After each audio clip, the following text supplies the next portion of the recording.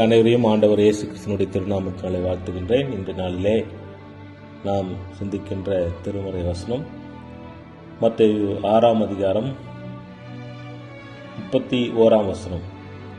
ஆகையால் எண்ணத்தை உண்போம், எண்ணத்தை குடிப்போம், எண்ணத்தை உடுப்போம் என்று கவலைப்படாதிருங்கள். கவலை.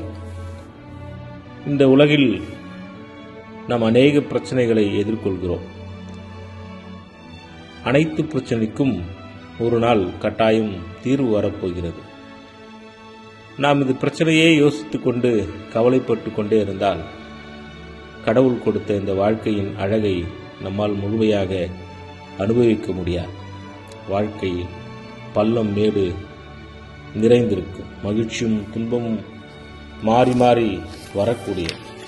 ஆகவே கவலைப்படுவதை நாம் அதிகமாக நம் வாழ்வில் அதை கடத்தி கொண்டே இருக்கக்கூடாது. கவலை என்கின்ற சொல்லில் இருக்கின்ற வாவை எடுத்துவிட்டால் கலை. வாழ்க்கையை கலையாய் ரசித்து வாழ்வோம். வாழ்வில் எப்போதும் மகிழ்ச்சி இருக்கும்.